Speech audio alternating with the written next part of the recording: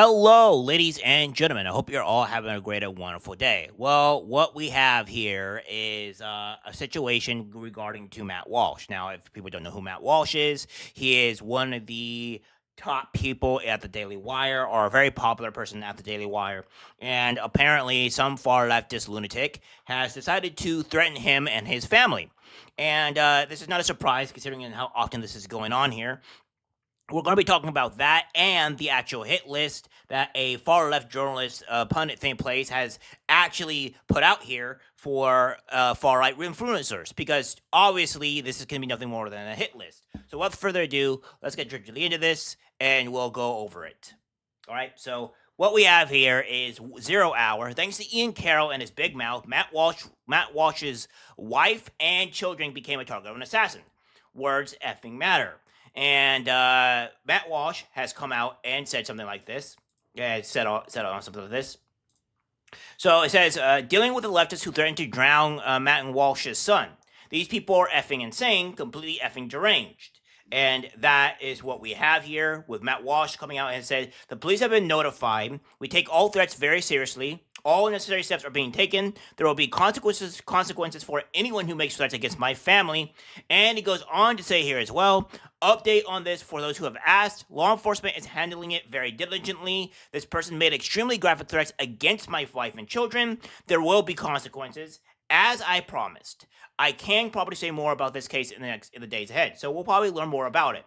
Now, we don't know on whether or not Ian Carroll did this. Now, 0 Hour is making random accusations without providing any actual evidence of saying who actually did this, but at least the case may be. It seems like this seems to be true.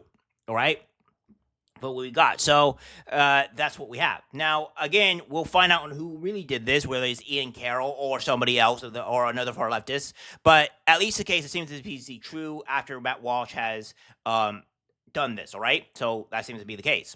What we have here, though, is some other crazy crap, because we end up having here on The Advocate, which if we get rid of this, we have this here, The Advocate, saying 12 right influencers targeting the LGBTQ plus community, which we have Christopher Wiggins.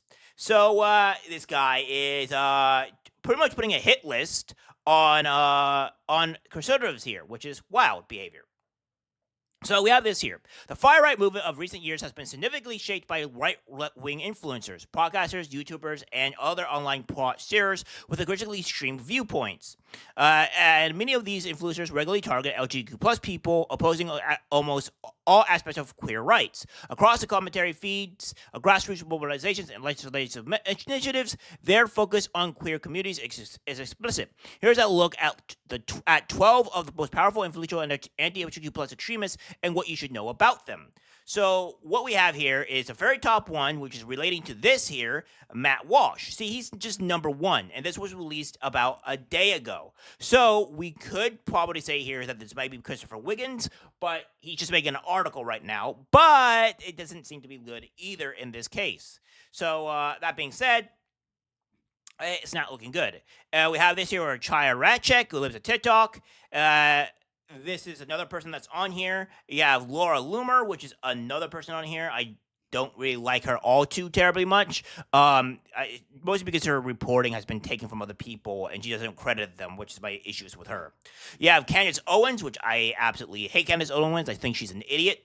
But I digress. This is still on here. You have this here with Riley Gaines, which is another person here. You have Nick Fuentes, which I am indifferent of. I don't know much about his work at all. But I think he's also getting a lot of hate for, with Officer Tatum and other people. It's because Tucker Carlson decided the abhorrible reason to platform him and at least give him a voice, or at least talk about some of the things that he has, which is apparently a huge issue on the right somehow for some reason, because we just can't platform certain people, which is crazy.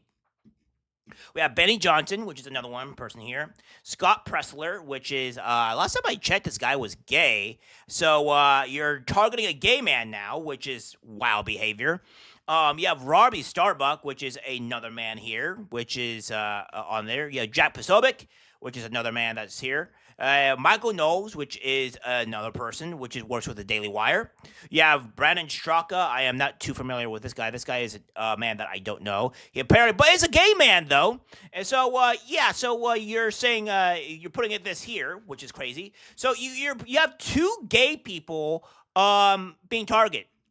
And let me lend you in a little bit of a secret here. Now, granted, I have talked to a few of the gay community or what have you a little bit, and let me let it a little bit special here. From what I gathered, which is very surprising, they're not very fond of, I guess, the consume to say the gay community or really care about it all that much.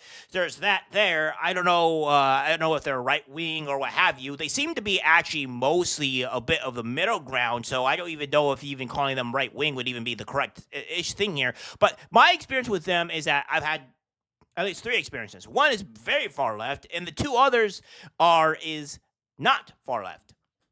They're a bit more middle of the road. They seem to be more rational and decent people. The one that was far left wasn't very rational, mostly because he seems to cater to a lot to his emotions, and attacked me one time at some point because that's the thing to do, right?